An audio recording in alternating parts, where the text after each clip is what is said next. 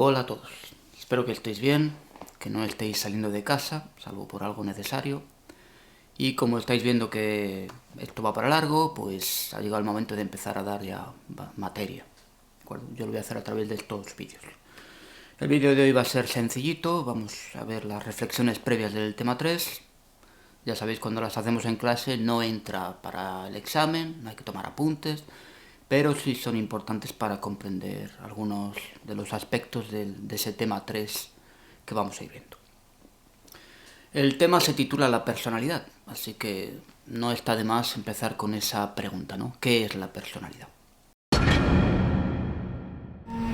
En psicología hay muchas escuelas, cada una con una perspectiva diferente acerca de la mente humana, pero todas estas escuelas más o menos coinciden en definir la personalidad pues como una manera propia y característica de cada individuo de pensar, de sentir, de actuar, de relacionarse con los demás y relacionarse con el entorno. Esta manera propia de ser sería duradera. La personalidad no cambia de un día para otro. Eso es lo que nos dicen las escuelas de psicología. Por otro lado, se define la personalidad por lo general pues como un conjunto de rasgos de cada individuo. ¿Qué es un rasgo? Pues un rasgo sería un modo determinado de comportamiento. Aquí veis una lista de rasgos, ¿no? Existen cientos y aquí vienen unos poquitos donde podéis echar un vistazo a ver cuáles os podrían aplicar a vosotros y cuáles no. Aunque todo ser humano tiene una personalidad única, podemos decir que hay personalidades similares, que muchos seres humanos nos parecemos en cuanto a un tipo de personalidad, otros se parecen en su personalidad. Los tímidos se parecen entre sí, no son idénticos, pero se parecen entre sí. Las personas extravertidas, aquellas que son más sociables, que les gusta más vivir en relación continua con los demás, pues también tienden a parecerse, aunque nunca van a ser idénticos entre sí. Por eso, porque las personalidades de los seres humanos se parecen, pues desde hace ya cerca de 2000 años los expertos, los interesados en este tema, pues han buscado clasificar al ser humano en distintos tipos de personalidad. ¿Cuántos tipos de personalidad existen? Pues depende del clasificador. Podemos hablar del siglo II después de Cristo, el médico griego Galeno nos hablaba de 4 tipos de personalidad. Luego en el siglo XX tenemos, por ejemplo, a Hans Eysenck, que inspirándose en Galeno precisamente también hablará de 4 tipos de personalidad. Tenemos también, por ejemplo, al psicólogo estadounidense William Sheldon, que nos habló de 3 tipos de personalidad. Carl Jung, famoso psiquiatra suizo, habló de 8 tipos de personalidad. Hoy en día existe una teoría muy famosa, la del enneagrama, del psiquiatra chileno Claudio Naranjo, que nos comenta pues, que según él habría 9 tipos de personalidad. Y luego, por ejemplo, estaría la famosa teoría de los 16 tipos de personalidad de Briggs Myers, que serían 2 mujeres, madre e hija, también estadounidenses. ¿Elegimos la personalidad que tenemos? Pues eso nos gustaría, pero los psicólogos no son muy optimistas al respecto. Para los psicólogos existen diversos factores que intervienen en la construcción de nuestra personalidad. El factor cultural, esto ya lo hemos visto en el tema 2, si hubiéramos nacido en Japón es muy probable que no tuviéramos la personalidad que tenemos hoy en día. Luego estaría el entorno familiar, que también para algunas corrientes de psicología va a ser importantísimo. Después estaría la genética, hay un componente genético en el desarrollo de la personalidad. Y también tendríamos pues, experiencias vitales que podrían provocar un cambio en algún rasgo o en muchos rasgos de personalidad. Experiencias como por ejemplo una guerra, una situación traumática del tipo que sea. Por último, estaría la libertad. Somos libres de elegir qué rasgos queremos tener o no tener de personalidad. Pues aquí nos dicen los psicólogos que tenemos poca libertad en este campo, ¿no? En líneas generales no tenemos la personalidad que querríamos tener. Y cambiar un rasgo de personalidad, por ejemplo, si alguien es antipático, si alguien es tímido, conseguir cambiar eso es difícil, incluso consideran que en una terapia psicológica es difícil cambiarlo, así que en condiciones normales cambiar rasgos de personalidad es difícil. Ahora bien, no es imposible, tampoco se descarta desde el punto de vista de los psicólogos que eso pueda ser posible. ¿Todo el mundo tiene personalidad? Pues sí. ¿Vale? Otra cosa es si hablamos de personalidad fuerte o personalidad débil.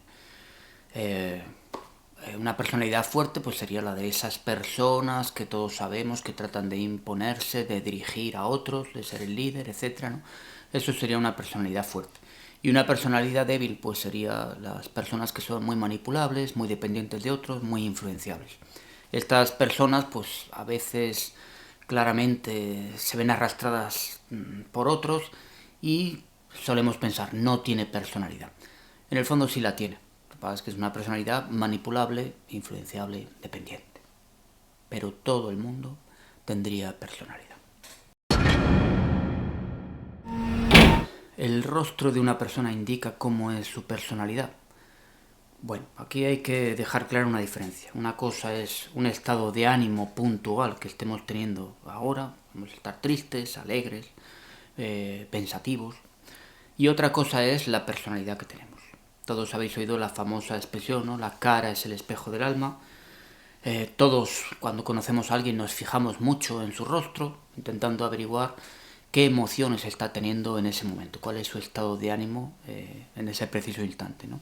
También fijándonos en el rostro, tratamos de averiguar, igual ingenuamente, si alguien está siendo sincero o está siendo falso, ese tipo de cosas, ¿no? Pero de ahí a decir que el rostro comunica cómo es la personalidad del individuo, pues hay un abismo muy grande.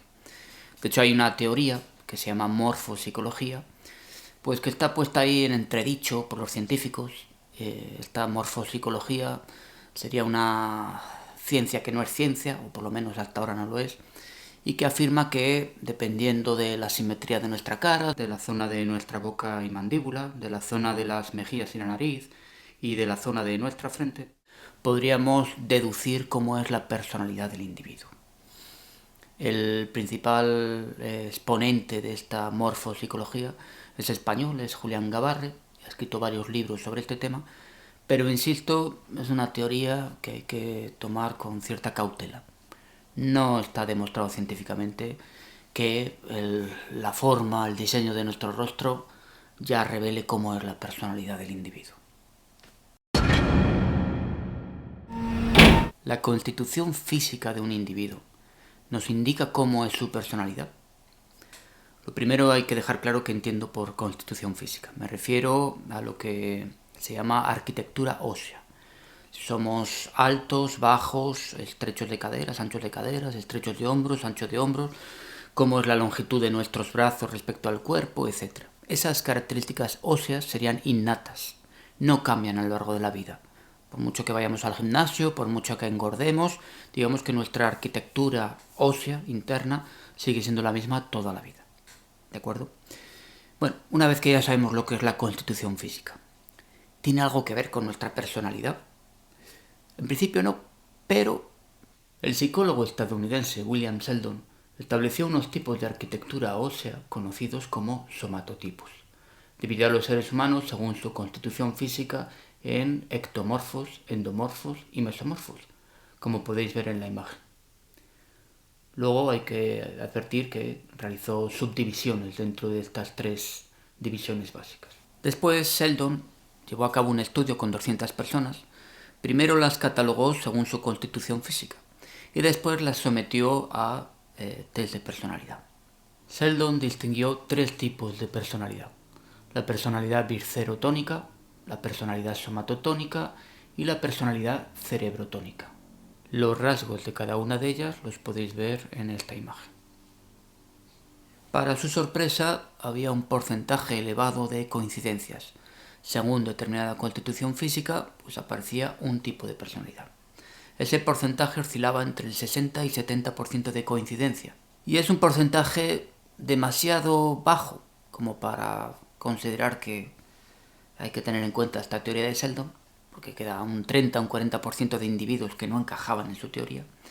Pero por otro lado, es un porcentaje demasiado alto para afirmar que no hay ninguna coincidencia, que no hay ninguna relación entre la constitución física y el tipo de personalidad que tenemos.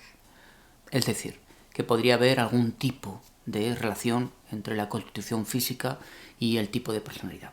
Pero no se sabe a ciencia cierta cuál sería esa relación exacta. ¿Los genes de una persona nos indican cómo es su personalidad? Pues hay claras evidencias de que hay una influencia de nuestra genética en nuestra personalidad, en algunos rasgos de nuestra personalidad. Pero los científicos no tienen clara la cuantía de esa influencia. Esto es muy parecido a lo que vimos en el tema 2, referido a la testosterona y a la oxitocina. ¿Recordáis, no? Hay un factor genético en nuestro comportamiento, pero luego puede haber otros factores que tengan igual peso o más peso. Esos otros factores podrían ser la cultura, el entorno familiar, las experiencias vitales o decisiones individuales del sujeto que podrían estar por encima de sus estructuras cerebrales o de la cantidad de hormonas que circulan por su cuerpo. Vamos a ver algunos ejemplos de cómo la genética puede influir en nuestra personalidad. Veamos un primer ejemplo referido a dos hormonas. Las hormonas tienen mucha relación con nuestros genes porque son los genes los que estipulan si tenemos facilidad o no tenemos facilidad para segregar determinadas hormonas. Vamos a ver el ejemplo de dos hormonas, la adrenalina y la noradrenalina. Hay estudios científicos que relacionan la adrenalina con los animales temerosos, los animales cobardes, que están más preparados para huir que para enfrentarse a los peligros. Por ejemplo, el conejo. El conejo tendría mucha más adrenalina que noradrenalina. Y después esta otra hormona, la noradrenalina, sabemos que tiene alguna relación con esos animales más preparados para el enfrentamiento ante peligros, como por ejemplo los depredadores, que tendrían a ser mucho más agresivos que huidizos. Trasladado al ser humano, pues algunos científicos defienden que si un ser humano tiene por naturaleza, por genética, más tendencia a liberar adrenalina, tendría un rasgo de personalidad pues más miedoso. Y si un ser humano por naturaleza tiende a segregar más noradrenalina, pues sería valiente, tendría el rasgo de personalidad de la valentía. Un segundo ejemplo de la relación entre nuestros genes y nuestra personalidad vendría dado por el diseño de nuestras estructuras cerebrales, en concreto de dos zonas cerebrales como son la amígdala y el córtex cerebral. Hay autores que defienden que si existen muchas interconexiones neuronales entre esas dos zonas cerebrales, el individuo tendería a tener un rasgo de personalidad que sería el ser reflexivo. Tendería a pensar las cosas dos veces antes de tomar decisiones o de actuar. Serían personas muy sensatas en las que las personas de su entorno tienden a confiar mucho. ¿Vale? Y por otro lado, si entre esas dos zonas cerebrales, entre la amígdala y el córtex, apenas existen interconexiones neuronales, el individuo tendería a desarrollar un rasgo de personalidad que sería la impulsividad. Personas con esa impulsividad serían individuos con muy poca capacidad para la reflexión, tienden a actuar más que a pensar y son muy impredecibles. En relación a estos estudios, también se explicaría por qué en la adolescencia se tiende a ser más impulsivo que reflexivo. Porque precisamente hay una parte del córtex, la del lóbulo frontal, la de nuestra frente, que no se desarrolla por completo hasta los 20 años aproximadamente. Y entonces en la adolescencia los individuos tendrían a ser mucho más impulsivos que reflexivos. ¿Qué relación tiene nuestro cerebro con nuestra personalidad? Pues hoy en día la ciencia defiende que la personalidad está en el cerebro, reside en el cerebro. Esta idea, que yo creo que está muy extendida y nos parece normal a todos, sin embargo es relativamente reciente.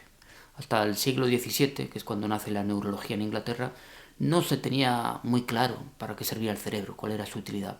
Muchos pensadores sostenían que el cerebro era una masa gelatinosa sin utilidad alguna. Y después, por influencia de la religión, se pensaba, hasta hace relativamente poco, que había una parte de nosotros, que era el alma, en ella residía la personalidad, y esta alma pues era invisible, era inmaterial y era inmortal.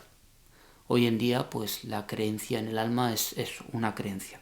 Y la ciencia pues digamos que defiende que hay una clarísima relación entre nuestra forma de ser, entre nuestra personalidad y lo que ocurre ahí dentro.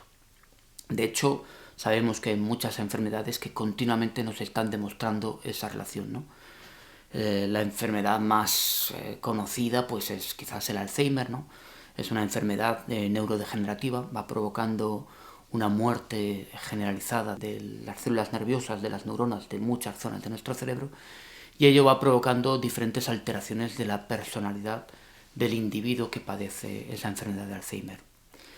Sin ponernos tan dramáticos, hay otras enfermedades, como por ejemplo la hiperactividad, ¿no? El síndrome de hiperactividad, que también va en la misma dirección. Se trataría de una alteración cerebral que provoca que el individuo pues, tenga una serie de rasgos de personalidad, ¿no? Un caso muy famoso que pone en evidencia la relación entre el cerebro y personalidad es el que tuvo lugar en 1848, que afectó a un trabajador de la vía férrea en Estados Unidos que se llamaba Phineas Gage. Phineas Gage estaba ese día trabajando con otros compañeros, estaban tratando de dinamitar una roca para que pudiera pasar el tren por allí, y la manera habitual de hacerlo era hacer un pequeño agujero en la roca para introducir después pues una carga de pólvora. Para comprimir la pólvora había que empujarla con una barra de metal, y Phineas Gage tuvo la mala suerte de que cuando estaba empujando esa pólvora estalló y la barra de hierro le atravesó la cabeza. El efecto más grave que tuvo el accidente fue dejarle ciego del ojo izquierdo, pero aunque al principio tuvo algunas convulsiones, de inmediato se reincorporó y pareció que podía incluso hablar y caminar. Digamos que Phineas Gage sobrevivió milagrosamente, tuvo una infección cerebral seria, estuvo un periodo ahí entre la vida y la muerte, tenía épocas en las que permanecía más en coma que despierto, pero después consiguió salir adelante, insisto, milagrosamente, y lo que todos observaron a su alrededor fue un cambio muy evidente de personalidad, que estaría relacionado pues, con esa lesión en el lóbulo frontal de su cabeza. Gage, antes del accidente, era una persona muy responsable, muy eficiente, se podía confiar mucho en ella, de hecho dirigía un grupito de trabajadores, y tras el accidente se volvió pues todo lo contrario, se volvió muy impaciente, violento, una persona en la que no se podía confiar, y todos aquellos que le conocían pues afirmaron rotundamente que su personalidad había cambiado. ¿Qué importancia tienen las vivencias de nuestra infancia en nuestra personalidad, en el desarrollo de nuestra personalidad? Pues digamos que todas las escuelas de psicología están de acuerdo en que durante la infancia se construye una parte importante de nuestra personalidad. Pero hay escuelas que, digamos, le van a dar muy poca importancia a esa etapa infantil, y otras escuelas le van a dar mucha más importancia. El psicoanálisis, que es la que vamos a estudiar más profundamente en este tema, pues le va a dar mucha importancia a esas vivencias infantiles. Ya veremos por qué. ¿Tienen alguna relación los sueños con nuestra personalidad? Todos nos hemos preguntado alguna vez, ¿no? Sobre todo por la mañana cuando nos despertamos, hemos tenido un sueño de los extraños o extrañísimos, ¿no? Nos hemos preguntado, ¿y esto por qué, no? ¿Por qué tengo estas imágenes en mi cabeza? Unos recuerdos muy extraños, a veces aparecen ahí elementos agresivos, aparecen absurdos, aparece una felicidad absoluta, aparece angustia, ¿no? ¿Por qué me pasa esto cuando sueño? ¿Tiene alguna relación con nuestra personalidad, con nuestra forma de ser? Pues aquí hay dos teorías claramente diferenciadas y contrarias, ¿no? Los científicos, en su gran mayoría, afirman que los sueños no tienen sentido alguno, no tienen ninguna relación con nuestra personalidad, son simplemente una especie de imágenes que surgen de modo inconexo, basadas en recuerdos, en vivencias que hemos tenido, pero no tendrían ningún tipo de sentido, en principio.